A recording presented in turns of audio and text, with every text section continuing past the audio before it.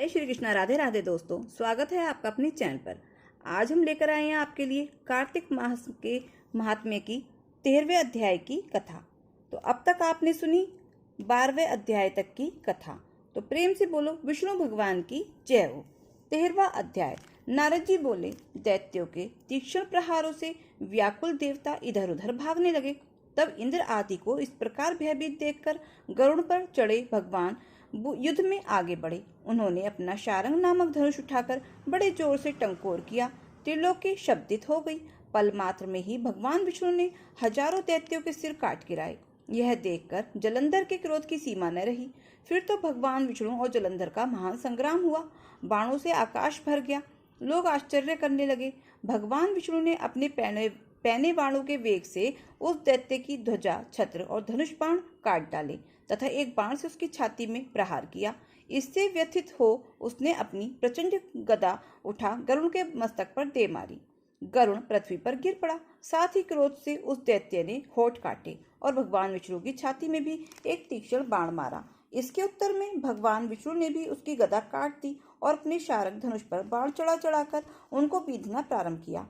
जलंधर भी उन पर अपने पैने बाण बरसाने लगा। उसी समय जलंधर ने भगवान विष्णु को कई पैने बाण मारकर वैष्णव धनुष को काट दिया। धनुष कट जाने पर भगवान ने गदा ग्रहण कर ली और शीघ्र ही जलंधर को खींचकर मारी भी, परंतु उस अग्निवत अमोघ गदा की मार से भी वह चलायमान न हुआ और मदोन्मत्त हाथी के समान उसे यानी गदा की मार को फूल की माला ही जाना।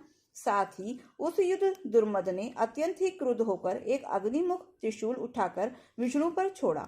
भगवान विष्णु ने शिव के चरणों का स्मरण कर नंदक नामक त्रिशूल से उसके त्रिशूल को छेद दिया। जलंधर ने झटक कर भगवान विष्णु की छाती में एक मुष्टिक मारा। उसके उत्तर में भगवान विष्णु ने भी उसकी छाती पर अपनी मुष्टिका का प्रहार किया। फिर दोनों घुटने टेक कर बाहु और मुष्टिकों से बाहु युद्ध करने लगे। कितनी ही देर तक भगवान विष्णु उसके साथ युद्ध करते रहे। वह कुछ श्रमित से हो गए। तब सर्वश्रेष्ठ मायावी भगवान उस दैत्यराज से मेघवाणी में बोले, हे रण दुर्मम दैत्य श्रेष्ठ, तू धन्य है जो इस महायुद्ध में इतने बड़े बड़े आयुधों से भी भयभीत न हुआ। तेरे इस युद्ध से मैं बड़ा प्रसन्न हूँ। तू जो चाहे मांग ले, मैं अदेय वस्तु भी आज तुझको दे दूंगा।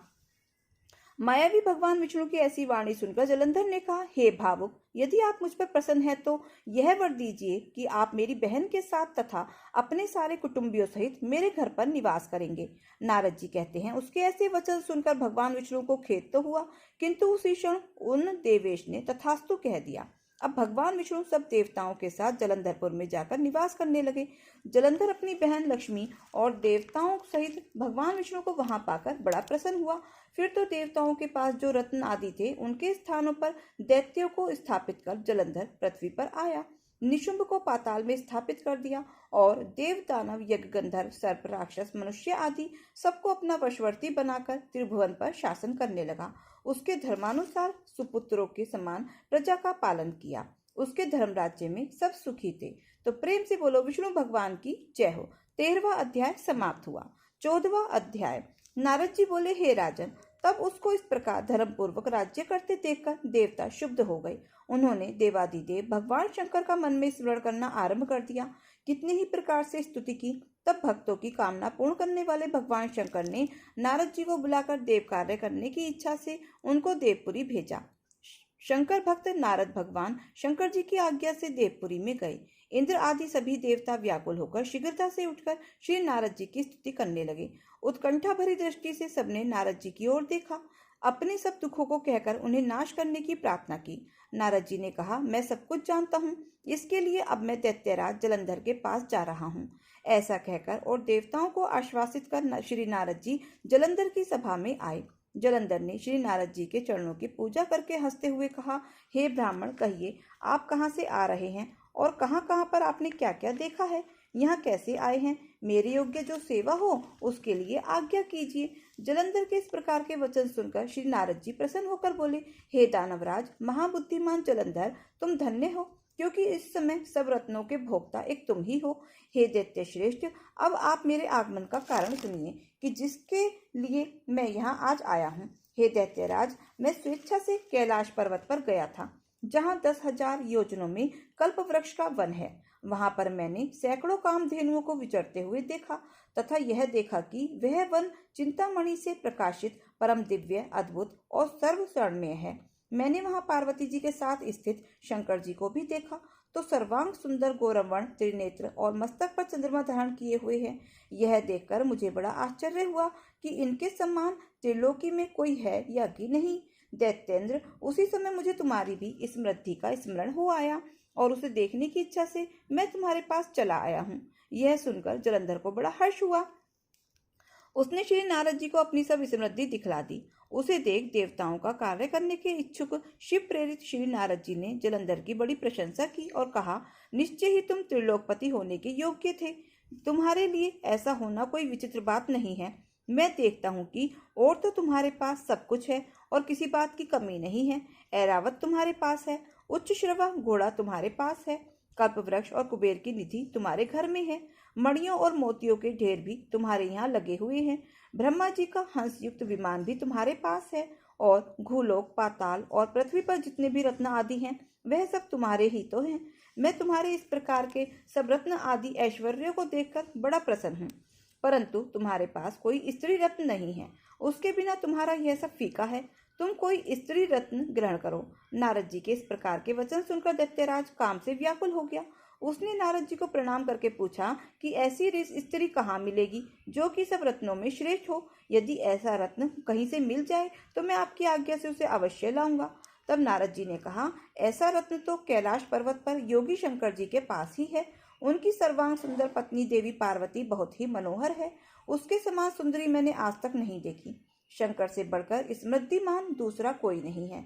उसके इस रत्न की महिमा तीनों लोकों पर कहीं भी नहीं है। तभी तो परम विरक्त आत्माराम शंकर भी उनके वश में हो गए हैं। देवऋषि नारद उस दैत्य से ऐसा कहकर कार्य करने की इच्छा से आकाश मार्ग को चल दिए। 14वां अध्याय समाप्त हुआ। प्रेम से बोलो विष्णु भगवान की जय हो। हनुमान जी महाराज की जय हो। हनुमान जी के मंदिर में एक साहूकारनी रोज जाया करती थी। चूरमा का पिंडी और एक रोटी ले जाती। कहती, कांधे सोटो लाल लंगोटो, हनुमान जी खायो चूरमा और रोटी। मैंने तुम्हें दिया जवानी में, तुम मुझे देना बुढ़ापे में। पूजा करने के बाद घर आई तो बहू बोली, सासू जी तुम चूरमा रोटी लेके कहाँ जाया करो हो? तो सासू जी बोली, बालाजी के मंदिर में जाया करूं। तब वह बोली, बालाजी के मंदिर में तो नहीं जाओ हो। सास कुछ भी नहीं बोली, ना खाया, जाकर अपना सो गई। सोते सोते 5 दिन हो गए। हनुमान जी सपने में आए। बोले, तूने दिया जवानी में, मैं तुझे देऊं बुढ़ापे में। बुढ़िया बोली, आज तो तुम दे रहे हो, रोज कौन देगा? हनुमान जी बोले, मैं रोज दे दूंगा। बुढ़िया ने चूरमा खा लिया। बहू के घर कुछ भी ना रहा, सब चीजों में घाटा हो गया। बहू बोली, सास को देखूं 7 दिन हो गए, मैंने तो खाने को भी नहीं दिया। जाके देखा तो खूब मोटी ताजी हो रही है। बहू बोली, सासू जी तुम्हें खाने को भी ना दिया, तुम क्या खाती हो? सासू बोली, मुझे तो हनुमान जी मीठी मीठी चूरमा रोटी देके जावे हैं, मैं तो वही खाती हूँ। बहू सास के पैरों में पड़ गई और बोली, हम तो तुम्हारे भाग का खाते हैं, हमारे घर में तो अब कुछ भी ना रहा, अब आप संभालो। सास रोज फिर पहले की तरह चूरमा रोटी चढ़ाने लग गई। फिर खूब धन धान्य हो गया। जैसे सास को हनुमान जी ने दिया वैसे सब किसी को देना। कहते सुनते हुंकारा भरते का। जय हो हनुमान जी महाराज की जय हो। एक बुढ़िया थी, कार्तिक नहाती। एक बार अपने बेटे से बोली कि बेटा मैं गंगा जी नहाने जाऊंगी। बेटा बोला, माँ क्या क्या सामान चाहिए? माँ ने उसे लड्डू का सामान बता दिया। उसने लाकर अपनी बहू को दे दिया और बोला कि मेरी माँ गंगा जी जाएगी, लड्डू बना दियो। बहू बहुत ही चालाक थी, उसने सारा सामान तो घर में बचा लिया और बोर के लड्डू बनाकर सास को दे दिए। बेटा माँ को गंगा जी छोड़ आया। उसकी माँ सुबह 4 बजे उठती, नहाती धोती, पूजा पाठ करती और 1 पैसा 1 लड्डू लेकर आसन जमाकर बैठ जाती। भगवान जी महाराज आते और कहते, काकड़िया कुट काऊंगा, माई मोहन लड्डू पाऊंगा। बुढ़िया माई रोजाना 1 लड्डू 1 पैसा भगवान जी को दे देती। ऐसा करते करते पूरा कार्तिक का महीना बीत गया। पूनों के दिन भगवान जी महाराज आए और बुढ़िया माई से बोले, बुढ़िया माई मांग ले, क्या मांगे है? बुढ़िया माई बोली, भगवान जी मेरे पास तो आपका दिया सब कुछ है। भगवान जी फिर भी बोले, बुढ़िया माई कुछ तो मांग ले। तो बुढ़िया माई कहने लगी कि अच्छा प्रभु, कि जरा यहाँ की जमीन थोड़ी सी खुरदरी सी है, बस आप इसे एक सार से कर दो। तो भगवान ने कहा, ठीक है, आग मींच ले। बुढ़िया माई ने आग मींच ली। अब बुढ़िया तो सोने की हो गई। झोपड़ी में लात मारी, सोने का महल बन गया। उधर पूनो हो गई, पड़वा हो गई। बेटा बोला, मैं तो अपनी माँ को लेकर आऊ हूँ। इतना सुनकर बहू को तो गुस्सा आ गया। बोली, माँ ही माँ टकराते रहते हो, आ जाएगी जब आएगी। बेटा नहीं माना, अपनी माँ को लेने चला गया। गंगा जी पहुंचकर सबसे पूछता फिरे कि एक बुढ़िया माई को छोड़कर गया था, बुढ़िया माई को छोड़ गया था। फिर किसी ने बताया कि बुढ़िया माई तो वहां सोने की हुई बैठी है। उसने जाकर देखा तो क्या माँ है, और कहने लगा माँ ये सब कैसे हो गया। माँ बोली बेटा मुझे तो भगवान जी ने दिया है। बेटा बोला माँ चलो घर चलो। तो माँ मना करने लगी कि मैं तो यही रहूंगी, मुझे तो भगवान ने बहुत कुछ दिया है। तब बेटा बोला माँ ना घर चल। उसने मना किया कि मैं तो यही रहूंगी, भगवान जी ने दिया है। बेटा फिर बोला कि माँ तुझे चलना तो पड़ेगा। बेटा अपनी माँ को लेकर घर आ गया। बहू अपने पति से लड़ने लगी कि अपनी माँ को तो सोने की कर लाए, मेरी माँ को ना करके लाए। पति बोला ठीक है, अगले साल कार्तिक में मैं तेरी माँ को भी सोने की कर लाऊंगा। अगले साल फिर कार्तिक आया। उसने वैसे ही लड्डू का सामान लाकर बहू को दिया, लेकिन बहू ने अपनी माँ के लिए खूब बढ़िया मेवा के निचड़वा लड्डू बनाकर अपनी माँ को दिए। जवाई उसे गंगा जी पर छोड़ आया। अब उसकी सास सुबह ना तो उठती, ना नहाती, ना धोती, ना पूजा, ना पाठ। सुबह सुबह अपना उठकर खाने पीने बैठ जाती। भगवान जी महाराज आते, काकड़िया कड़काऊंगा, माई मोहन लड्डू पाऊंगा। वो कहती जमाई के लाए, घी के बनाए, काहे कुना दिखाऊंगी, चुप चुप खाऊंगी। ऐसा कहकर रोजाना एक लड्डू गप से खा जाती। ऐसा करते करते पूरा कार्तिक का महीना बीत गया। पूनों के दिन भगवान जी महाराज फिर आए। बोले बुढ़िया बोली महाराज जी, महाराज मुझे भी ऐसा दो जैसे मेरी समधन को दिया।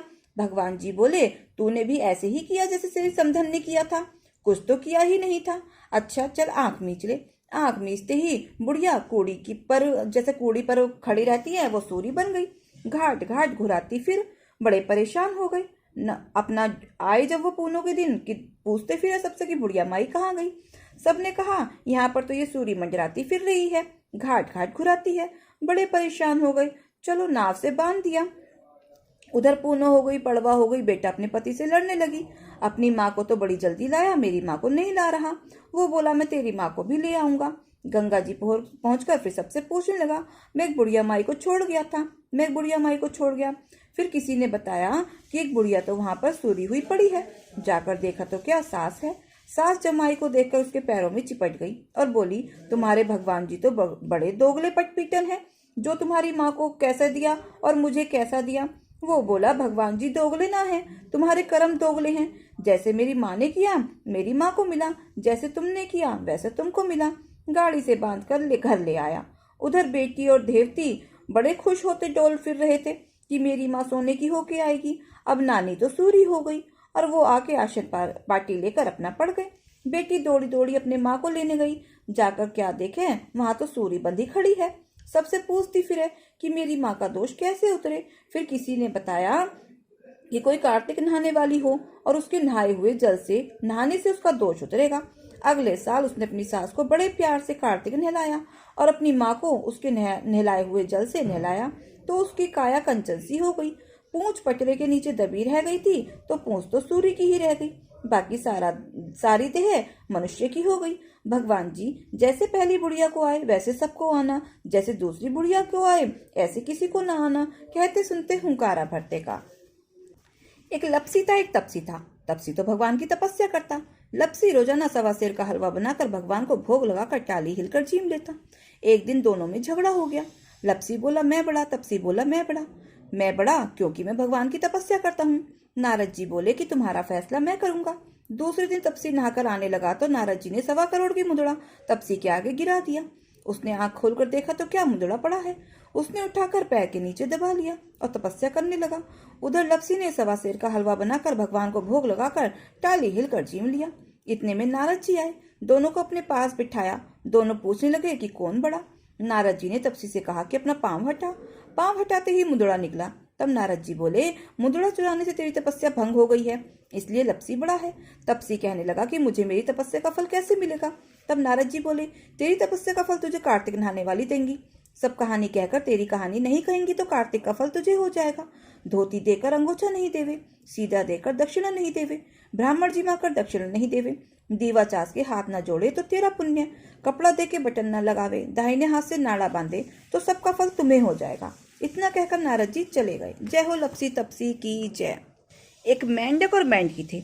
मेंढकी जो है विष्णु भगवान का नाम लेती थी। तो मेंढक ने उससे विष्णु भगवान का नाम लेना छुड़वा दिया कि मेरे होते हुए किसी पुराए पुरुष का क्यों नाम लेती है। मेंढकी ने नाम लेना छोड़ दिया। अब भगवान ने सोचा इसका घमंड दूर करना चाहिए। घड़े में भर के लाके कढ़ाई में चढ़ा दिया। अब दोनों खदक खदक खदकने लगे। मेंढक बोला मैं तो जला। मेंढकी बोली मैं तो नहीं जल रही, कि तू मेरी जगह आ जा, मैं तेरी जगह आ जाऊं। दोनों ने जगह बदल ली। मेंढक बोला मैं तो अब भी जला। मेंढकी बोली मैं तो नहीं जल रही। तब मेंढक बोला कि तू विष्णु भगवान का नाम ले। तो मेंढकी ने कहा मैं तो नहीं लेती, पहले तूने लेना छुड़वा दिया, अब मैं नहीं लेती। तो मेंढक बोला पहले तू अकेली लेती थी, अब दोनों मिलके लेंगे। विष्णु भगवान संकट काटे, विष्णु भगवान संकट काटे, विष्णु भगवान संकट काटे, विष्णु भगवान संकट काटे, विष्णु भगवान संकट काटे। विष्णु भगवान एक बच्चे का रूप रख कर आए, लात मार कर चले गए। दोनों निकलकर सुख शांति पूर्वक रहने लगे। तो प्रेम से बोलो विष्णु भगवान की जय हो, चुटक विनार भगवान की जय हो। दोस्तों, ये कथा कहानी आपको कैसी लगी कमेंट बॉक्स में जरूर बताएं, और अगर अच्छी लगी हो तो प्लीज वीडियो को लाइक शेयर और सब्सक्राइब अवश्य करें। अपना प्यार और सहयोग दें। मिलते हैं फिर ऐसे ही नई कथा कहानियों के साथ। धन्यवाद। जय श्री कृष्णा। राधे राधे।